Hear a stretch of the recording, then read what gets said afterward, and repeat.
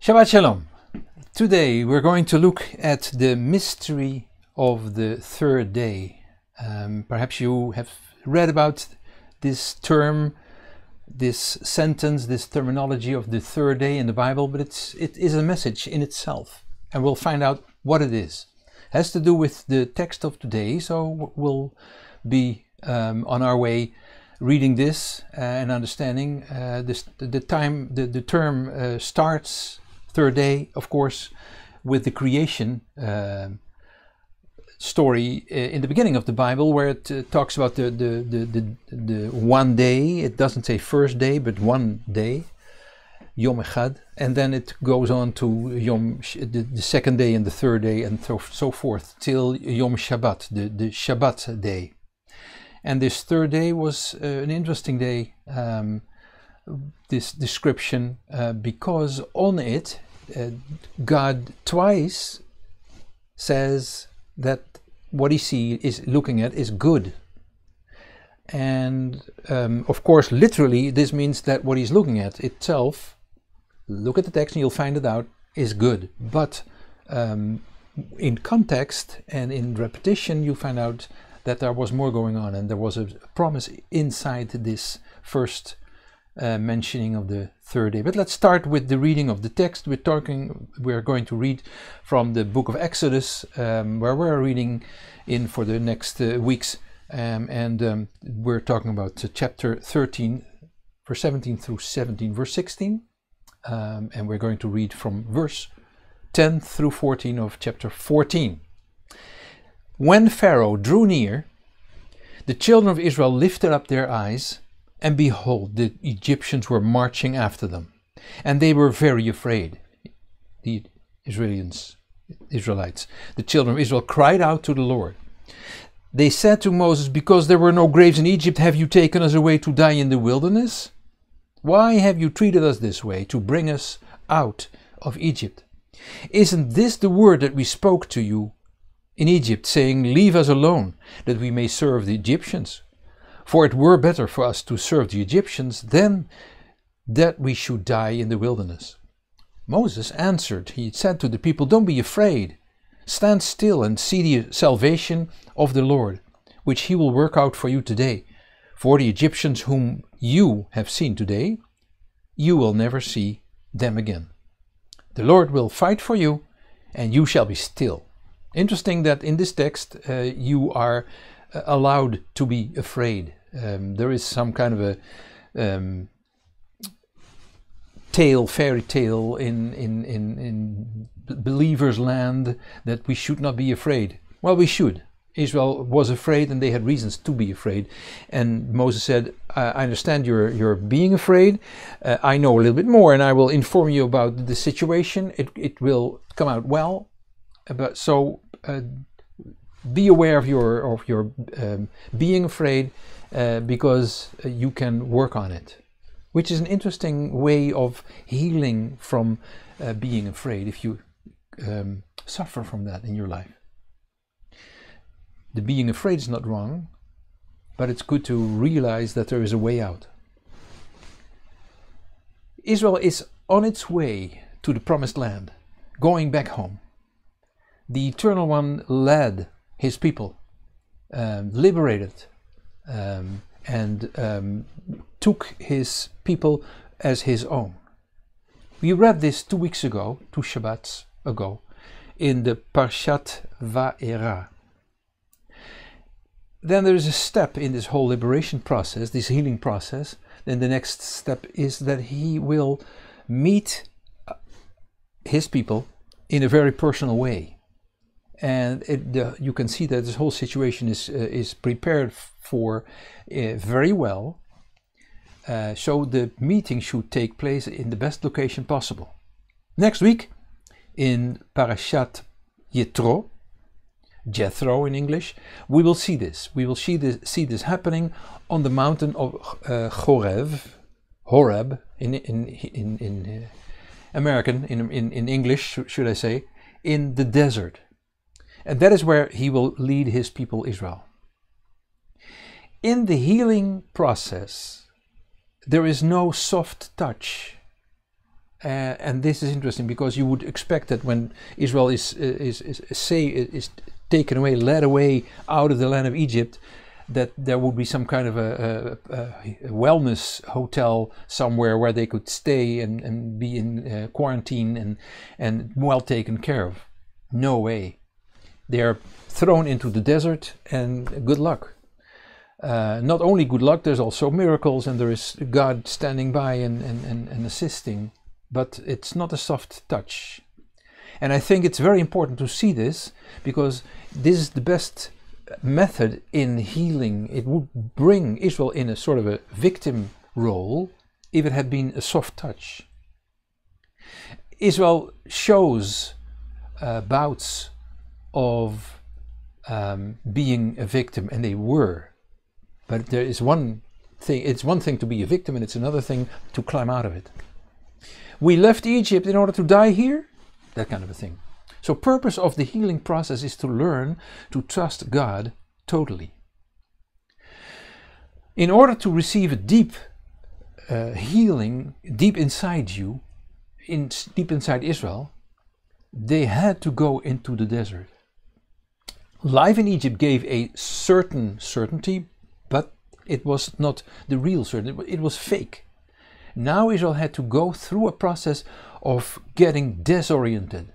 There is something not nice, something even threatening in getting disoriented, but this had to be done. They were used to the streets, they were used to the infrastructure of Egypt, they were used to certain things, they were used to the mythology, the Egyptian religious system.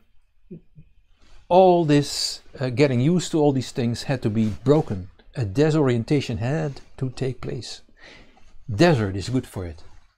It's a place of silence, and you receive, as it were, a hard reset back to the settings of where the iPad or your iPhone or computer or whatever came from, or your soul came from. Thoughts and feelings back in order. Finding out what are the priorities. Thinking quietly and orderly needed to be done and needed to be regained. Nasty, threatening thoughts needed to be. We needed to be able to see the relativity of that, and something inside ourselves. Getting to learn to love to learn the love and to experience the love of your Creator. This is what Israel had to go through. The Eternal One was preparing in a very careful way this meeting of Himself and the children of Israel. The Lord leads Israel not through the short route alongside the coast of the Mediterranean. It would be the easiest way, the shortest way also, but they would run into the hands of the Philistines and they would be killed. So this is a longer way. There's reasons to have this longer way, also because they were disobedient. They went the longer way because the longer way was the longer process of learning. This is what you get when you cannot learn in the quick way. And some of us have this need this learning process. And as a matter of fact, it's some kind of grace that is given that you get this, that Israel got this longer process of learning. It might sound nasty and some kind of a judgment and punishment to have to go for 40 years. In fact, it was a sign of grace that the Lord was able to be with them in this disorienting and then orienting, new orientation location. So there's this thing in the desert where Israel is beginning to understand what it's saying, the doubts. First the shouting in Egypt, we want to get out of here. Then in the desert they were shouting again, we want to go back to where we came from. It wasn't so bad at all. And this is what happens also in ourselves when we buy something which we wonder if we needed it, but we buy it because we like it and it asks us, buy me, buy me.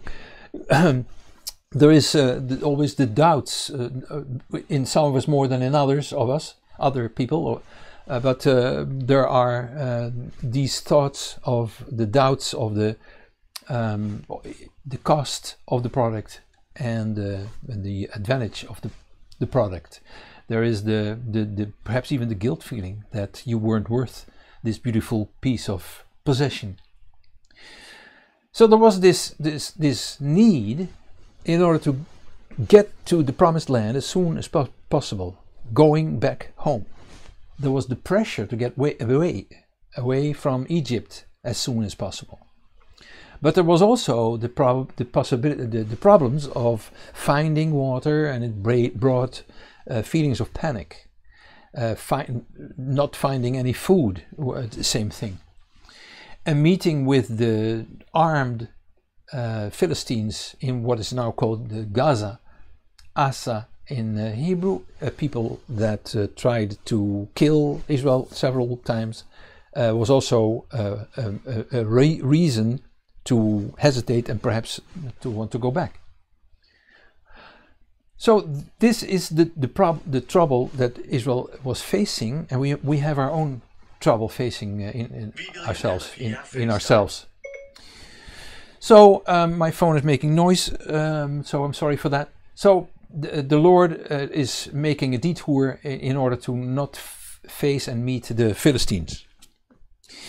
And this might be the same situation in our own lives at this moment.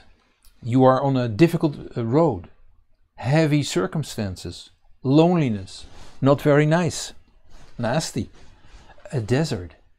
Where is my orientation? Where is the comfort? Which direction should I go? Where is this God of whom they say that he loves you so much? It is this troublesome way that can make you totally disoriented and in terms of flabbergasted, and even more paralyzed almost. But there's also the same troublesome way that can bring you into the right direction. It's our choice. We have the power within ourselves to choose the right direction. The situation can harden your heart, but it can also bring you closer, in a closer relationship with your dad in heaven, your daddy in heaven. In the plan of God, which is focused on saving the people of Israel and the soulmates that traveled with us, and showing Messianic power, each step, each date is of great importance. And we'll see that when I come to the dates of the traveling right after the last night in Egypt. The coming of Yeshua, the way in which God comes to earth in a human body, is connected with these dates and these ways of deliverance. So we know that it is possible for God to come into a human being, as Orthodox Judaism has it, that the spirit of Elijah the prophet descends in people in the situation of a Berit Milah, of a circumcision, of a young boy of 8 days old. So there is this possibility of God coming into our world. Let's go to these dates. During the night of the 14th of Nisan, which is in this year the evening of the 29th of March, Israel is eating its last meal behind closed doors that are smeared with blood. Later, it would be thousands of years later, it would be the day on which our Messiah, the son of Joseph, named Yeshua, would suffer and die for his own people. Then the next morning, the morning of the 15th of Nisan, we have left Egypt and we travel from Ramses to the territory of Sukkot, the city, the village of Sukkot, mentioned in Exodus 12, verse 37. I'm not going to read it. A day later, the second day, 16th of Nisan, that first month of the year, which we saw last week, We traveled to Etam, it's called. See Exodus 13 verse 20, which is at the edge of the desert. Then the 17th of Nisan, which is the third day, remember the word third day of this trip, we returned. A tactical move, a strategical move. We returned temporarily a little bit back in the direction of Egypt, because God told us so. And we made camp at the place which is called Pi Hachirot in Hebrew. It's mentioned in the Bible.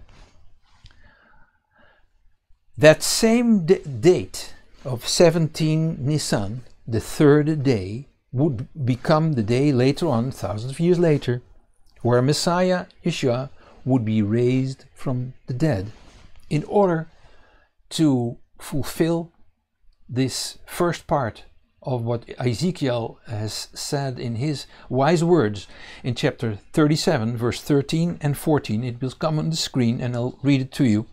You shall know that I am the Lord. God speaks through the prophet of Ezekiel. The prophet of Ezekiel, you shall know that I am the Lord when I have opened your graves and caused you to come up out of your graves. Here's the resurrection, coming out of the dead, described. My people, I will put my spirit in you. You shall live, and I will place you in your own land, and you shall know that I, the Lord, have spoken it and performed it, says the Lord. So much, so far so good. So this date of 17 Nisan was this third day of the trip. And the order of the Eternal One was very specific in the text of today's. And you can read this. I'm going to repeat it. We read it already, but I'd like to repeat it. It's Exodus 14, verses 2 and 3. Comes on the screen. Speak to the children of Israel that they turn back and encamp before Pi Hachirot, between Migdol and the sea, before Baal Zephon. I need to intermit here by saying that these details speak many words. This is not just a geographical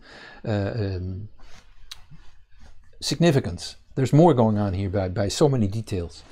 And we'll come to that. You shall encamp opposite it by the sea. Pharaoh will say of the children of Israel, they are entangled in the land. The wilderness has shut them in. Let them think it, is what God is telling the Israelites.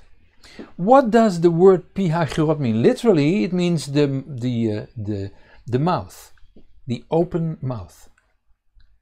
Because Pi comes from the word Pe, which is mouth, and Chirot are, they form an opening, or openings. Literally, it is an area at the seaside where there is a place with many openings. We have more of those situations right in Holland, so the literal meaning is clear, but the spiritual is very interesting. So the spiritual here comes with the first aspect of this. One of the greatest problems in our lives is our mouth, is our pe. And this thing has to do with it. The Bible is full of this wrong usage of our mouth. What comes out of the mouth, which is what defiles humankind, says Yeshua himself. James, Yaakov in Hebrew, says in the first chapter in verse 26, I'll read it to you. If anyone among you thinks that he or she is religious, while the person doesn't bridle his or her tongue, but deceives his or her heart, this person's religion is worthless. The same author in the New Testament says something similar in chapter 3 verse 8, and it says, I read it also to you, no one can tame the tongue. It's a restless piece of evil, full of deadly poison. Now that shouldn't be an excuse to just keep your mouth, or an excuse to say anything you have to say because we can tame it. It is a hint to learn to control your mouth. David in Psalm 15 verses 1 through 3 is talking about the same thing, and he shows the importance of the mouth under our control. I read it, it's on the screen.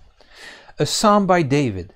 Lord, who is allowed to dwell in your sanctuary? Who shall live on your holy hill? Answer, the person who walks blamelessly, does what is right, and speaks truth in his or her heart.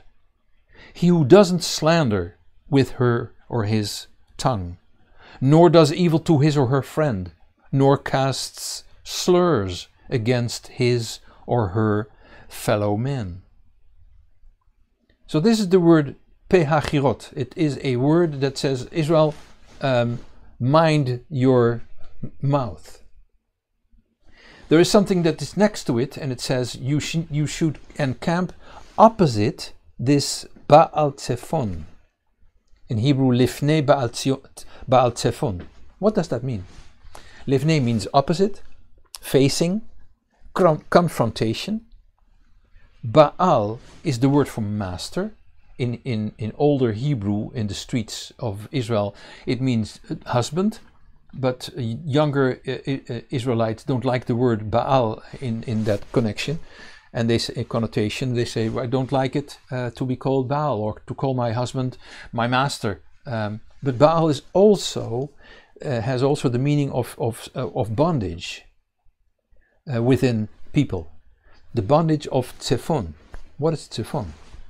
Zephon means a situation where there is a cover-up, a covering of what? Now we need to see the context of what Israel has to be healed from. It was the covering of a total people being at the verge of being killed, genocide in the land of Israel. You'll say, but they were on the move. Yes, but this whole threat of Egypt was still there.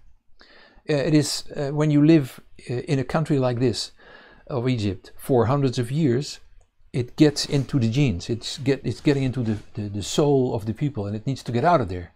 So they needed to confront this situation of you are not allowed to live. You don't count. You shouldn't be here. I reject you. This is the Zephon situation. So the Baal Zephon is the bondage in the Egyptian people to hate Israel. Later on, this same rejection thing and bondage you find in the Romans in the time of Yeshua, who killed Messiah because they were in the they had this inner mentality of hatred against Israel, anti-Semitism it's called. So Baal is also this bondage, it's strong bondage within people, with the specific area of hatred and the rejection, and you're not allowed to live. So there is this Pi Hachirot confronting this area of rejection, a bondage which is very strong. Now the interesting thing also is that this Baal Zephon, this word Zephon, Hebrew word, you find also in the name of one of the prophets, Zephaniah, which is one of the Hebrew prophets, and now the word means God is covering, but not to reject, but protect. So the same word, which is interesting in the Hebrew language, that one word has these seemingly contradicting meanings. The word can mean to reject a person and to say you're not allowed to live there. I reject you. You don't belong here. You don't belong anywhere. On the other hand, it can be God who says, "Come to me. I will make you invisible to your enemy. Take coverage with me, and I will hide you." Egypt tried to take away Israel's identity. Egypt was had the plan and the route and the method to destroy Israel as people. They didn't succeed. Israel was on its way to freedom, but the enemy kept running behind them to try to find them. With such an enemy, you can have a mentality within yourself that your identity is not allowed to be there, and that you say, "Oh, don't count on me. I cannot do this. I'm not so good. Nothing I do I succeed in," and stuff like that. What do I want? I have no idea. I have no will of myself. My true myself, my identity, I have no idea who I am. Israel had to aggressively do away with the powers that live in certain people, trying to steal, cover, or destroy the identity of Israel and the soulmates that traveled with us. So, next to this maneuver, this tactical military maneuver to go back a little bit in order to mislead the Egyptians, there was also this important step in growth and liberation, deliverance of a mentality within that had grown and been developed within to think lesser of yourself than they should, which is learn to defend your own identity. And Israel learned it. Also in our time, there's this trying to steal the identity of Israel. In the streets, don't dress yourself too visibly Jewish, because you never know, there might be people that try to focus too much on you in a negative way. The laws of kashrut, of the food laws in the Bible, there is a tendency in Europe to forbid the slaughtering in the Jewish ritual way. And all this is part of this same picture. Even in certain Christian theology, I'm sorry to say, there's this place of Israel in a lower level, and we are in the higher situation. There are people who say this. I'm sure you're not part of them, or you wouldn't even listen to what I'm saying. So, but we need to be aware of a mentality that is wide-grown. Now, it's also interesting to know that the same word means this positive mentality that God has. He covers, and God does this for good reasons. He covers us in order to protect us and bring us in a safe situation. Israel is encamped by Pi HaChirot, in the place of Pi HaChirot. Pe meaning mouth, Chirot meaning an opening. Literally a place close to the sea, with many places where water can come. Spiritually, you learn to use your mouth. For which reasons? For instance, to praise God, to worship God, to ask of Him for protection, to show the world that you exist, which is an important thing. You count. We count in God's eyes. Very important to say that to yourself, and to let God know that you know. So Israel is there on that place where Israel receives the mission to use her mouth in the most positive way. So a beautiful situation. There Israel is, and then the enemy comes, an army ready to kill. Israel responds with panic, being afraid. Again, let's read Exodus 14, verse 10 to 12, to see this response, and then see what Moses says.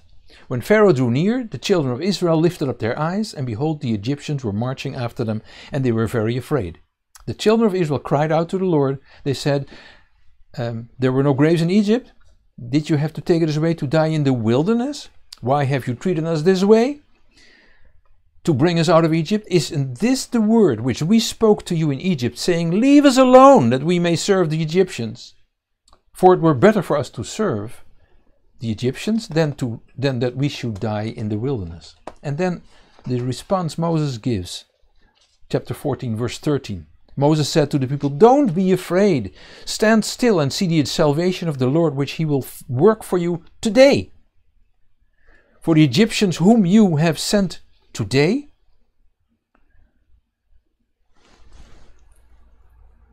I'm sorry, the Egyptians whom you have seen today. I thought that was a mistake I made.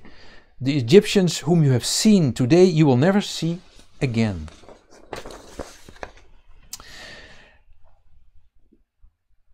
Prophetic words. The Egyptians, we never saw them again, but enemies we still have as people of Israel. We'll come back to this third day because there's more to develop. Let's see how the time goes in this trip. This was the third day. The fourth day, Nisan 18, Egypt realizes, looking at Israel, that the Jews didn't come back. The third day was over with.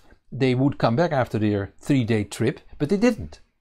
So the 19th and the 20th of Nisan, they chase after the Egyptian army after the Israelites. They had to scramble and then to leave quickly. Nisan 21, Israel is in the middle of the Egyptian army on the one side and the sea on the other side, and the sea divides and they can go through. So the care that the Lord shows for Israel is impressive. 10 plagues, deliverance, liberation, the accompaniment during the trip, the journey I should say, the dividing of the sea, the manna from heaven. It is unbelievably much. And this is the way in which the Lord shows his love, his attention for Israel. And if you are a fighter for your own identity, fighting yourself out of this desert you might be in, God loves. This is proven in this text in a mighty way. And it continues because God gives his present to Israel in terms of his word, the Torah, the law of Moses. And you could see that in your own life as a parallel where you discover God's word in a personal way, which you might have not seen like that before. But the panic and the uncertainties were great during all these events. This is reality. Israel had to grow in faith and in trust. Situations never so clear like that in this situation and so risky in the existence of Israel. And it might be in our personal lives as well. But his attention, his care are there nonetheless. We can count on it. Let's read in order to develop our vision of this mystery of the third day in Judges chapter 4 verse 18 Judges chapter 5 through 2 verse 2 to 5 as the second of the third of the three main texts. There we go, on the screen as well. Because the leaders took the lead, this is a song that Deborah, the first judge, the first president of female, president and judge of Israel, is singing. She sings, because the leaders took the lead in Israel, because the people offered themselves willingly, be blessed, Lord. Hear, you kings, give ear, you princes. Even I will sing to the Lord. I will sing praise to the Lord, the God of Israel. Lord, when you went forth out of Seir, when you marched out of the field of Edom, the earth trembled, the sky also dropped. Yes, the clouds dropped water. The mountains quaked at the presence of the Lord, even Sinai at the presence of the Lord, the God of Israel. In the chapter before this beautiful text, this beautiful song, we read about the exciting events of a lady called Yael, who is assisting Israel in the war against the Canaanites. And she is inviting, it's a very exciting moment in this war, where the general, Sisera, is running away, and she watches him, and she's watching him running toward her, in a sense. And she's inviting the exhausted man to come into her tent. She has a plan. We read in Judges chapter 4 verse 18 through 20. Jael went out to meet Sisera the general and said to him, "Turn in, my lord, turn into me, my tent. Don't be afraid." He changed course, entered her tent, and she covered him with a rug. He said to her, "Please give me a little water to drink, for I am thirsty." But she opened a bottle of milk and gave him drink and covered him. He said to her, "Stand in the door of the tent, and it'll be when any man comes and inquires of you and says, 'Is there any man in here?' you shall say no." So here's this guy who is allowed to cover himself, but not the covering that we talked about. She is a strong woman who knows what to do, and she has a brave character. She also has a trick that was asked of Israel to return a little bit and backtrack from the route they were taking to the promised land. She has a trick as well in this situation, so there's a parallel there. She catches the attention of this great enemy of Israel, this guy Sisera, by asking him, inviting him into her tent. And she allows him to rest, it looks like. And she responds when he asks for water. She gives him milk to drink, knowing that the calcium in the milk makes you sleepy when you are about to relax a little bit, and gives you a great rest. So much so that he falls asleep. And during his sleep, she has a tent pin which he drives through his temples, one temple in and the other temple out. And the guy is dead. Against the will of her husband, Gever, who is friends with Yavin, the king of the Canaanites. She kills the enemy of Israel. Very important act of bravery and vision. And Jael her name comes also as part of this song that Deborah is singing. Interesting parallel. I don't spend much time on this, but I just want to let you know. Now we go to the third text of today, which is in the Berit Chadashah in the New Testament, 1 Timothy chapter 6, verse 3 through 12. I'm going to read it. It's on the screen as well. And here we go. If anyone teaches a different doctrine and doesn't consent to sound words, the word of our Lord Yeshua the Messiah, and to the doctrine which is according to godliness, such a person is conceited, knowing nothing, but obsessed with arguments, disputes, word battles, from which come envy, strife, insulting, evil suspicions, constant friction of people of corrupt minds and destitute of the truth, who suppose that godliness is a means of gain. Withdraw yourself from such. Godliness with contentment is great again. For we brought nothing into the world, and we certainly can't carry out anything. But having food and clothing, we will be content with that. For those who are determined to be rich, they fall into the temptation and a snare and many foolish and harmful lusts, such as drown men in ruin and destruction. For the love of money is a root of all kinds of evil. Some have been led astray from the faith in their greed, and have pierced themselves through with many sorrows. But you, man of God, flee these things, follow after righteousness, godliness, faith, love, patience, and gentleness. Fight the good fight of faith. Lay hold of eternal life, to which you were called. You confess the good confession in the sight of many witnesses. The text starts with being haughty and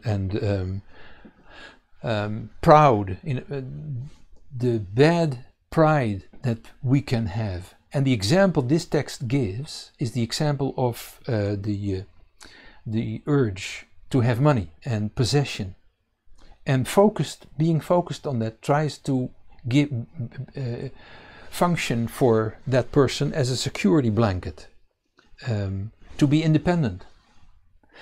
But you are bringing a magician kind of a spell on yourself, and you end in the claws of egotism, and not thinking of other people. heavy acts, wrong acts. What should we learn from this text? The text talks about pride, and text talks about slander and stuff like that. So what it says is, watch your mouth. Watch your mouth. Control your mouth. Be aware of what something you say or a question you ask by way of mouth or by WhatsApp or what any kind of social media can do to the other person before you are not, and you cannot be aware. It's even possible that you do these things and you refuse to be aware of what your own responsibility in such a situation is. That is what this text is saying. Be aware of what a statement that you make, or silence that where you don't give an answer, you refuse to give an answer. Be aware of what that kind of an influence is doing in the other person. How can we become better people, is the question with all this. In terms of this third day, what is the secret? What is the mystery of the third day? I'm going to let you know. This iPhone is getting tiresome. Israel camped at the third day at this place called Pi-Hahirot. So much to do with mouth, so much to do with this evil inclination in people around Israel to try to destroy, try to do away with, try to reject, try to say you don't have the right to exist. This place has two meanings. The mouth, control of the mouth, control in terms of the wrong things, but also the usage of the mouth in the terms of the blessings to God, to other people, to yourself. And the picture to the enemy, where the enemy is tricked because Israel returned a little bit and backtracked a little bit. That picture, that impression that Israel gave to the Egyptians was misleading. God says you need to mislead the enemy, like Yael did in the text in Judges. Mislead the enemy. It's important because you lure them to come to you, and then we'll take care of them. How could they mislead? By backtracking a little bit, and it looked like, in the eyes of the enemy, like Israel was blocked. Luring the enemy, that's what I'm saying. So trying to get the enemy to you in order to destroy and defend yourself by that act. This is what happened on the third day. The same day, later on, thousands of years later, there is the resurrection of Messiah, Yeshua. Did he also lure the enemy? Yes, he did. He showed himself, he presented himself, and he was a weak person. He came as a sick person. Read Isaiah 53 and you'll see that it behooved God, it pleased God to make him sick as an act of luring the enemy. The enemy in the situation of Yeshua, the Romans, literally, but also to anything of enemy in ourselves toward God's will. The attention of the enemy was focusing on Yeshua. Who did this, and it was a maneuver on a cosmic scale. Trying to be weak, trying to portray yourself as weak in order to catch attention is like a bird who is protecting her young birds by walking in a weak way and lumping in order to catch the attention of a cat instead of having the cat focusing on the young birds, the chickens. So purpose was that Messiah was luring the enemy, not only the Romans, but also God himself. This sounds strange, but it was Messiah who became guilty. And God says, you are the one. Because the Messiah takes upon himself the sins of everybody when you understand this cosmic act that is presented to us to save us. All because we cannot save ourselves. It was Messiah who became guilty. It was Messiah who felt desolate and left alone by God in heaven. something going on between the two who are one. Mystery of the third day. What is the mystery of the third day? It is that we learn to see that God is creating a situation in which we can free ourselves from the wrong acts that we have done, taking full responsibility, which we need to do, which we need to take, but then to learn to hide in the protection of the Lord. Back to the third day of creation, the day which carries the stamp of that God saw it was good, and it says that in the text. It says it twice. The day of rejoicing. It's the day of victory, of the power of standing, of getting up out of the dead, being raised from the dead. It is the third day is the day of covering, taking coverage and hide from the enemy, hide in God.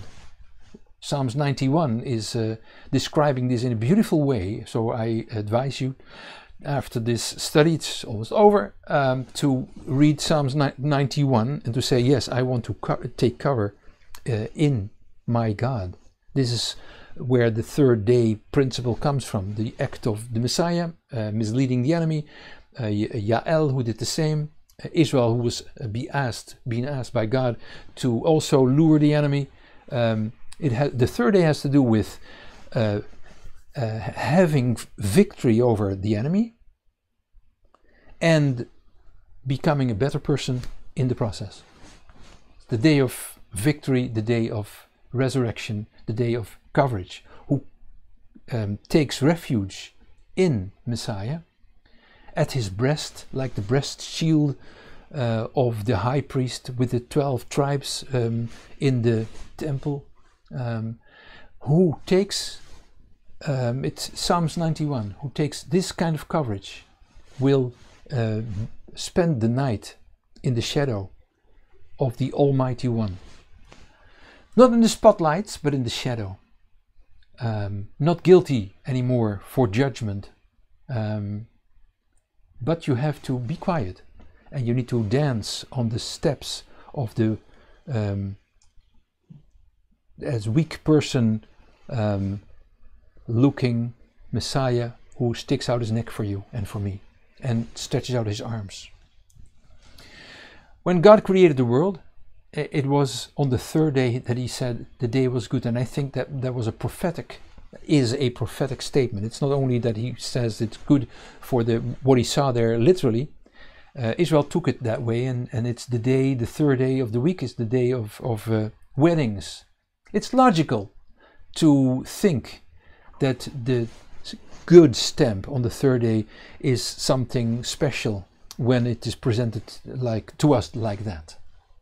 And it could be those 2 days already with the creation statement, the creation story description that you find back in this study, which is one thing of concluding my study. The first third day is when Israel lures the enemy.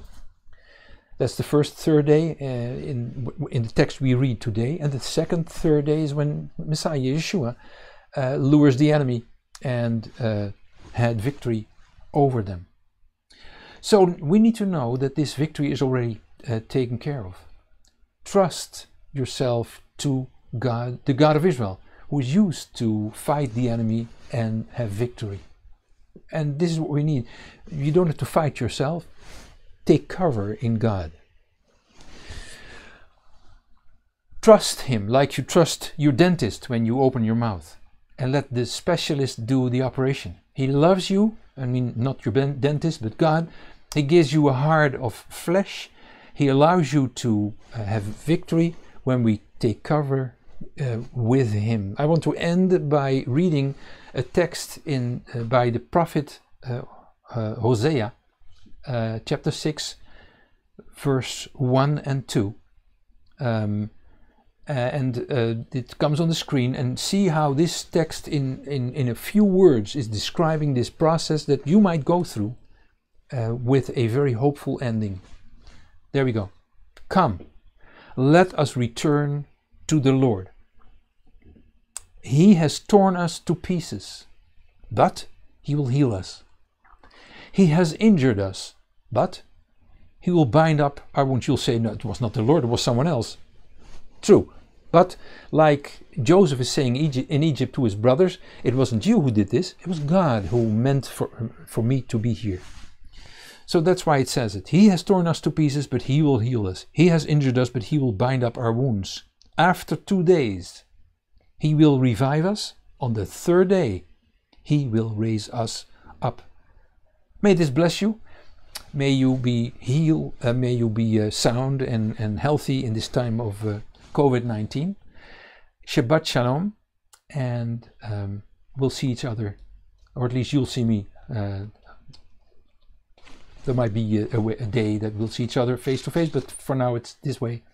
Shabbat Shalom again, and have a good Shabbat, the rest of the Shabbat, and a good week coming. Bye.